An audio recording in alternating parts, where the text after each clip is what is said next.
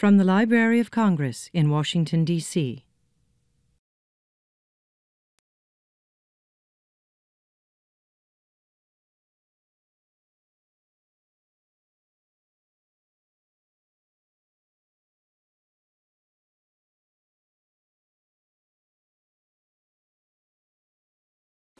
Welcome to the Library of Congress and the Young Readers Center. Has anyone been here before? Great, look at that. We thank you for coming and we hope you will come back to this very special afternoon with the European Union Kids Euro Festival. The European Union is made up of countries very far away, across the big ocean.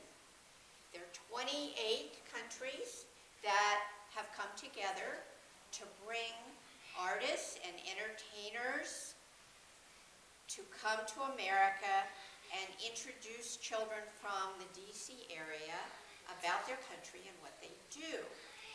But we have a very special guest today because we have an ambassador from Slovenia, which is a country about the size of New Jersey. You can ask your teachers to get more information. And the country, if you could look at the map, the brown part up there that says Slovenia, it looks like a chicken. Can you see that? Yeah. You can. So you can tell your family when you go home that you learned about a country very far away that looks like the chicken. Ambassador Cerar has written a book for children called Little Mountain Fish Goes to Sea. And he's written it and he has it with him today and he's going to read it to you and tell him a little bit about himself. Ambassador, thank you.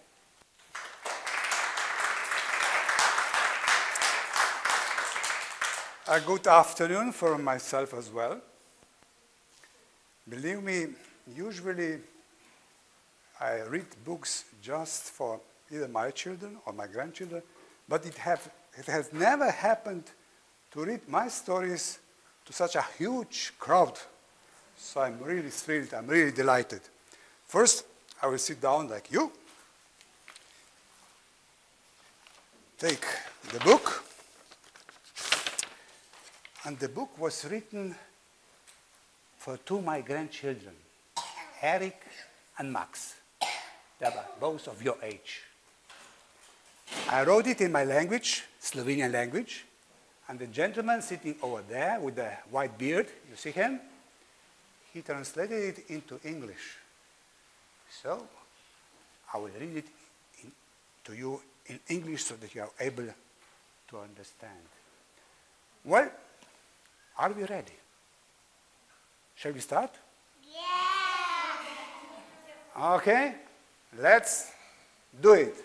Let's start it.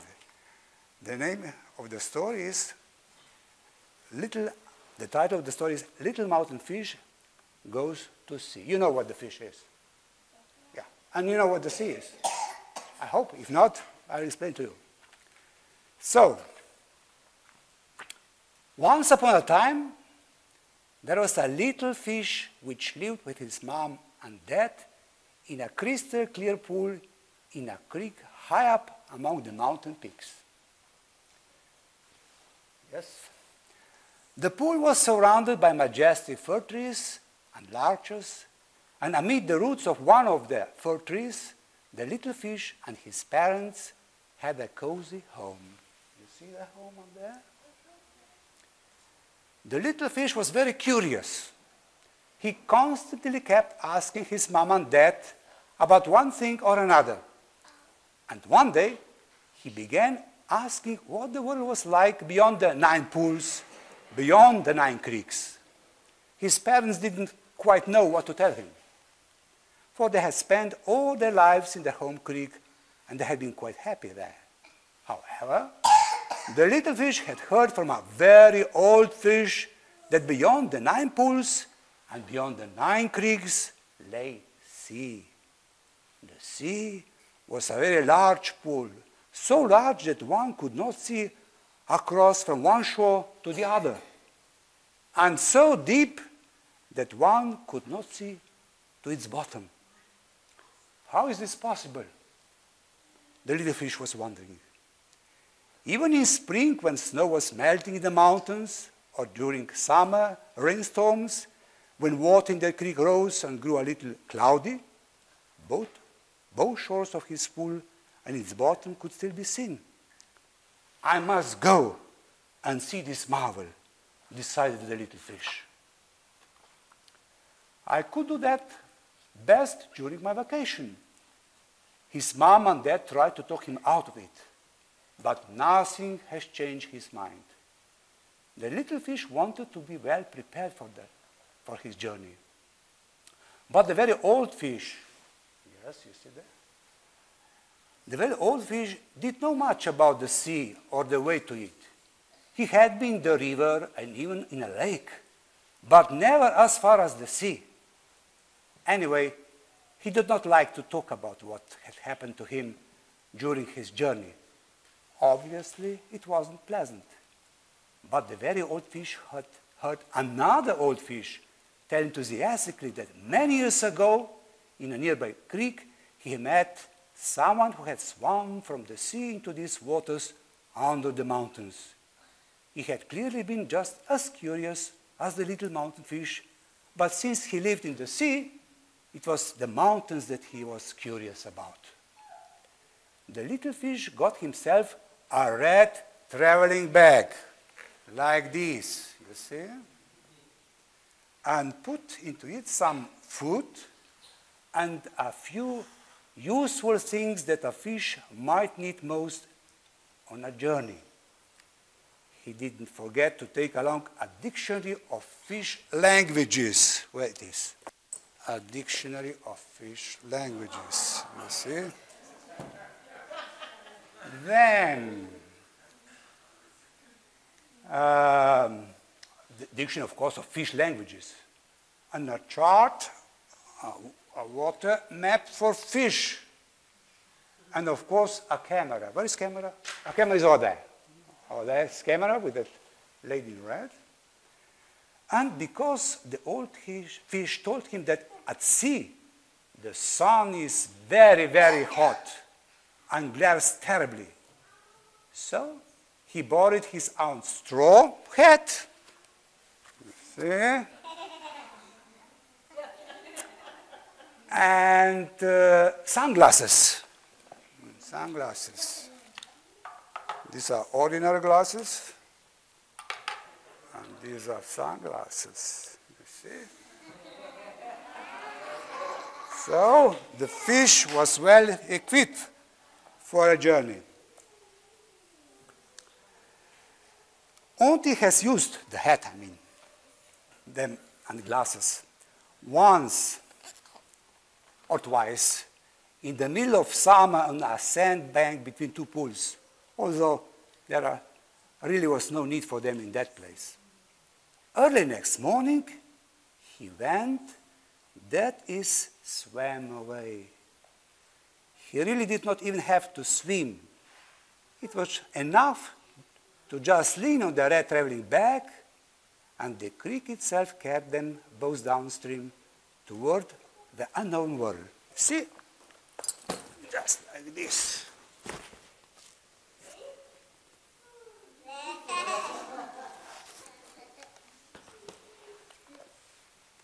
Now, on the banks of the creek, trees were passing by one after another, like in a movie. And now and then he saw a house or a solitary watermill. He also noticed a few cows and sheep grazing and children playing on the green meadows. Yes, you see them. Yeah. He waved to them with his tail, like this. And the children waved back. So wave the fish back. Oh, good. Thank you. Hardly believing what they were seeing. A fish on a rat traveling back? You just don't see such a thing every day. Our parents will again think that we have made it all up. The creek was joined by other creeks. There he ran into a group of big and small fish on their way to a lake. They just could not believe that the little fish was headed so far away to the sea and all alone at that. Instead of narrow footbridges across the creek, there were now small and then large road bridges. Suddenly, he found himself in a river. On its bank, there were even more fields tilled by hard-working farmers. There were more and more houses, and they were bigger and taller. And this was so different from the neighborhood of his home pool, and everything so interesting. Out of curiosity, he stretched his neck above the water and joyfully wiggled his tail like a puppy.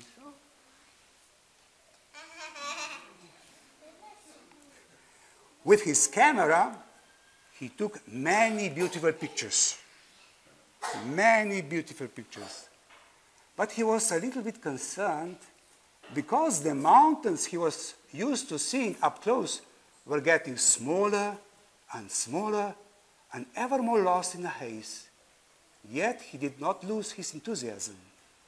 Travel on his rat traveling back was not only interesting, but also pleasant. He did not need to swim even one thing. The current carried them downstream all by itself. Above the river flitted countless little flies, and the little fish needed only to open his mouth wide, like this, and there was a tasty lunch or dinner. There was no need at all to fear that he would lose his way. All ways, that is, all streams led down to the sea. But when the little fish woke up next morning, he was sleeping. But in the morning, woke up. Let's see what has happened. His heart sank. He was in altogether new surroundings. The water hardly moved. He had to firmly sway his fins, really firmly, until to keep on moving with his traveling back. He could barely see the banks of the river. What trees grew, he did not know. The water in the river was murky and deep, and it also tasted different. It was becoming ever more salty. The fishes he met there looked somewhat different and very difficult to understand. He was lucky to have brought along the fish language dictionary. So he just looked at the dictionary. So he was lucky to have this book with him. The river was slowly flowing into the sea. The old fish had been right. All around, nothing but water, and very deep at that. Also pretty warm, not too clean, and above all, salty to make one sick. Oof. Luckily, his traveling back was somehow lighter in seawater. The water was steaming with fish. You see? Fish, big ones, small ones, tiny ones, blue and red ones, even yellow ones. Some pretty, some ugly. Some very friendly, but others he would just as soon stay far away from. Above all, from the voracious sharks. Yeah, sharks. Yeah. And the sea was packed with other creatures. You see them there. Other creatures like stinging, jellyfish, colorful shellfish, to playful dolphins. In such crowd, you had to be really careful not to bump against someone. But he busily kept taking pictures with camera. Yes.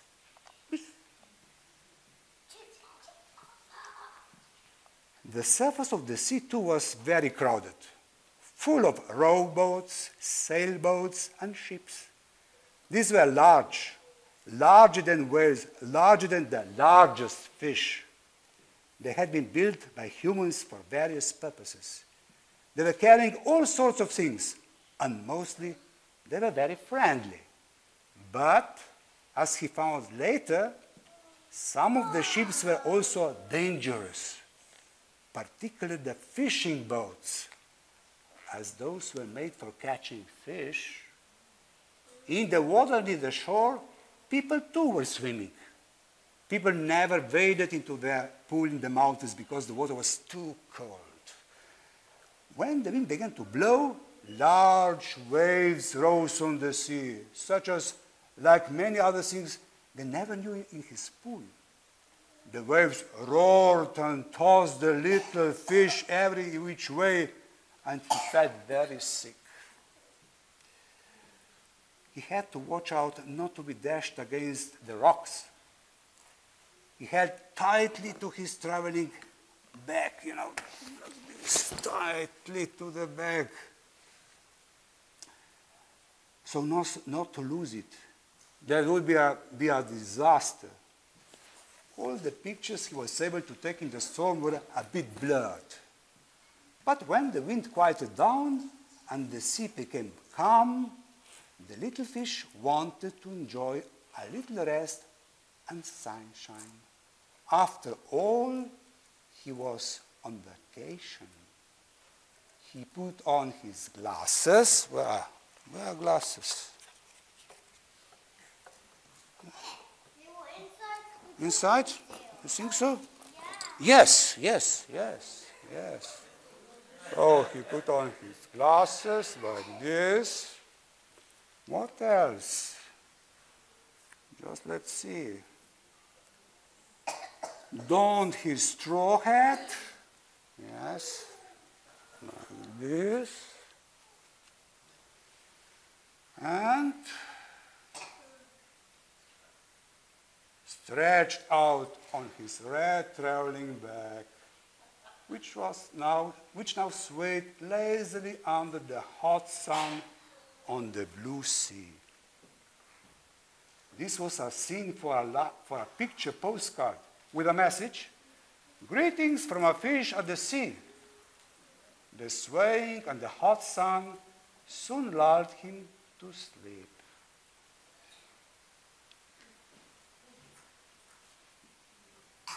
But he did not snooze for long. He was awakened by the screeching of seagulls.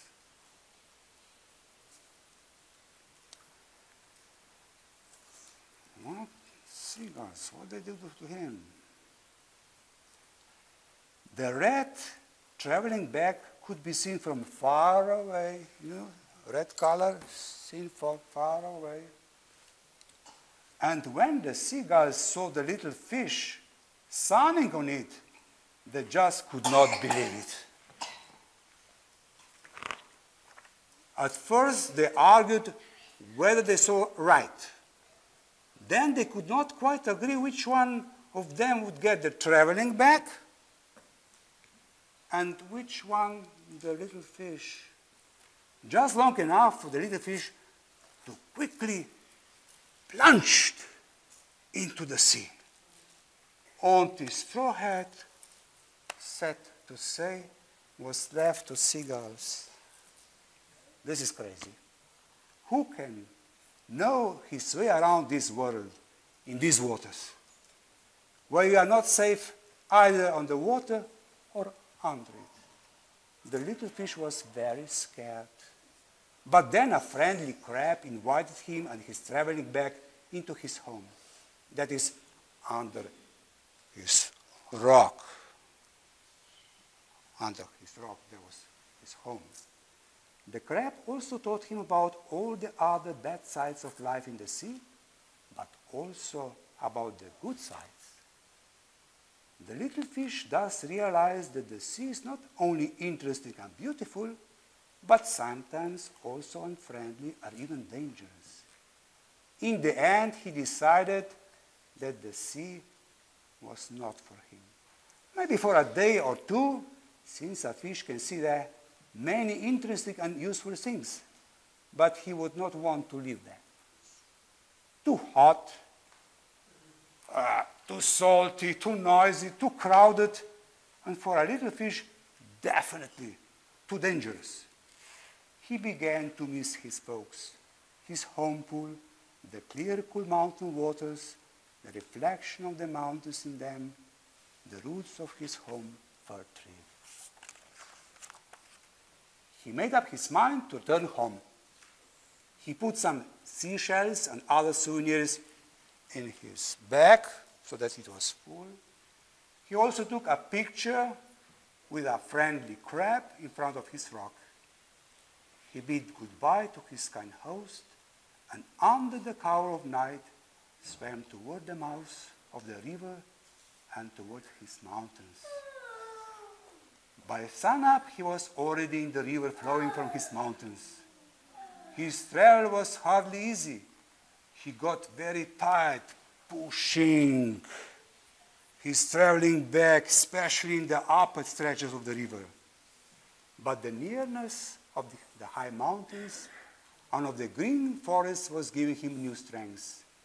He was glad to see all the big and little bridges, the cows and sheep, and children on the green meadows.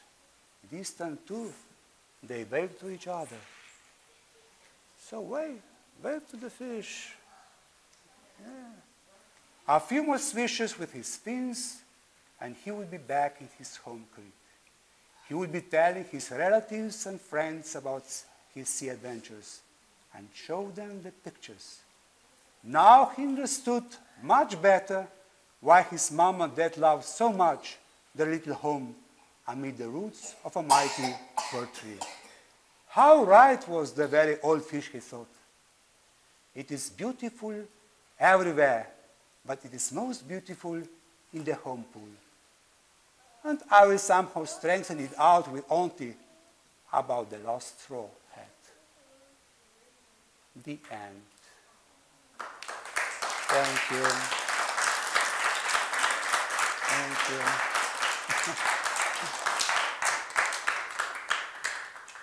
Maybe you have any questions? Yes. What's your name? Yes, go. Go ahead. Why did the little fish want to go out to sea? Because he was very curious. And the children usually are very curious. He wanted to see not just his own, let's say, creek, his own immediate surroundings. He wanted to see what is on the other side of the mountain, in the big waters, in the sea. So that's why he decided to go. His? Why does his head look so much like a pig in that picture? Sorry, I didn't get. Why is? Could you help me? Because I really... What was the question? Why is his head pink? Oh, why the head is pink? He said that why his head is pink. Ah, well, you know, for a small-headed fish, everything is big. Bag, even sunglasses, hats, everything is big because it was a very small fish, like you. Yes, Annabelle, yes, please. Why the snow is melting? Oh, yes. Very good question. You know, snow falls in winter, where it's very cold. But in spring and summer, when the temperature is high, as you know, the snow, the ice melts away because it is warm, it is hot. Clarice? Why does it get a tail? The fish? Yes. Well, We have hands, legs, fish have fins and tail. Yeah, like any other animal. Animals usually do have tails. Thomas, yes. Thomas, ask. You should let him first. Who? Let's go. Does the fish look kind of pink? Fish is kind of what? Why is the fish pink? Like a pig. Do I understand it correctly? Like a pig? Why is it kind of like that color? Why is the fish that color? Uh-huh. Well, look. The artist who painted it thought that it should be that way. But you can, as we said, as we have heard in the story, fish can be blue, red, yellow. So this one is... It can be so- any color. Exactly. Or gray. Gray, yes, of course. I saw a lot of them gray. It's Blue. blue, How about red? red as well. What about green? Which? Green? Green, well, some of them, but usually the grass is green, and the trees. White. White, well, the stones and sand are white. Yeah, go ahead. Go ahead. Ask a question. Ask a question.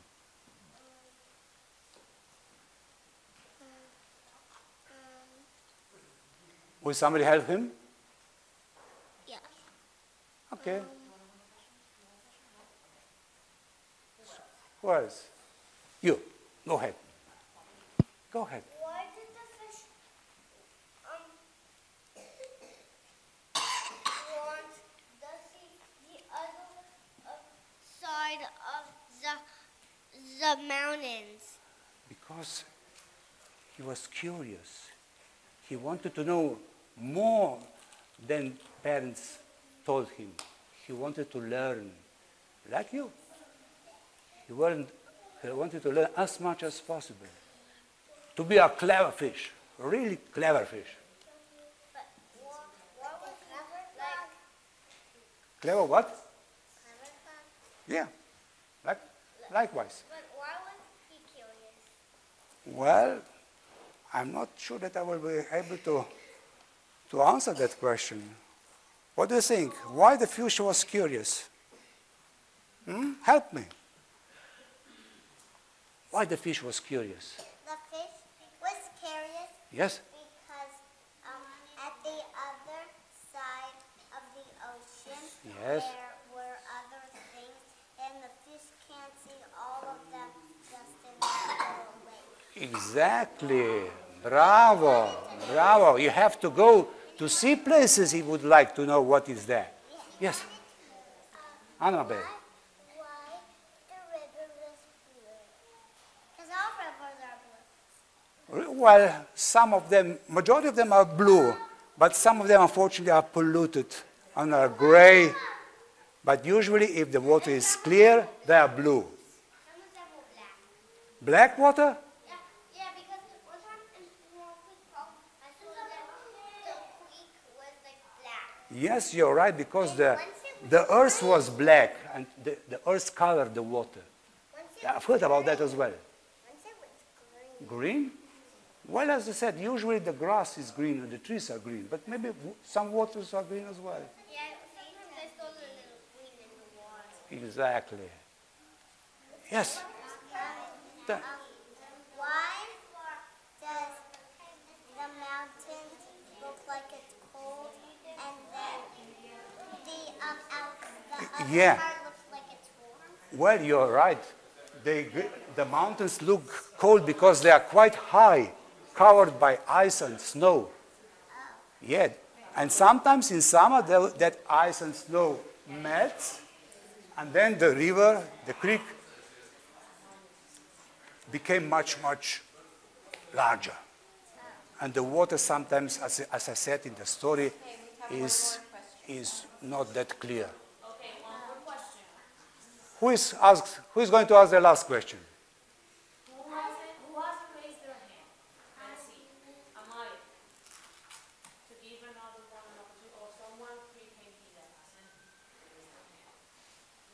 Sure. Okay. You want to have a question, Amaya? Why did it do it like that? Did it do it like that? What are you asking? The fish? About the fish? Why the fish does it like that? She want to know why the fish do it like that. Oh well, the fish swims like that. Fishes don't have, let's say, hands and legs. They have fins and tail, and they fish that way. But that fish looks See, like that way. Or with tail. See? That's the way of swimming. That's the way of Okay, swimming. let's give a hand. Thank you. This has been a presentation of the Library of Congress. Visit us at loc.gov.